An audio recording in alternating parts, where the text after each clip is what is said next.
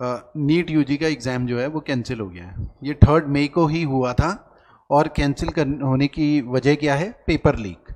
अब ये डिबेट हो रही है कि सरकार क्या एग्ज़ाम कंडक्ट नहीं करवा पा रही है टाइमली, और एग्ज़ाम कंडक्ट करवा रही है तो पेपर लीक हो रहे हैं। तो डिबेट हो रही है एग्जामिनेशन रिफॉर्म्स को लेकर, ट्रांसपेरेंसी को लेकर, साइबर सिक्योरिटी को लेकर कि पेपर कैसे लीक हो रहे हैं।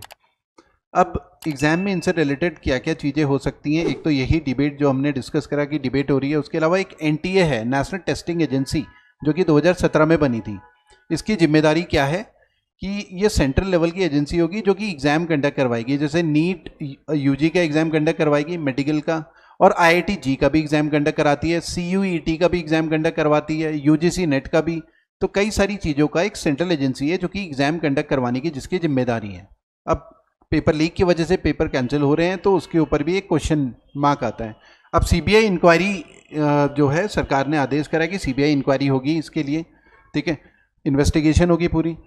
अब सीबीआई स्टैब्लिश कब हुआ था? सीबीआई स्टैब्लिश हुआ था 1963 में, अंडर एक Delhi special police establishment act है 1946, अंग्रेजों का बनाया हुआ लॉ है, उसके तहत ये स्टैब्लिश हुआ था। उसकी पावर उसी से ड्राइव हो रही है, और ये आता है under ministry of personal, PMO, prime minister office के अंडर आता है। एक तो ये है।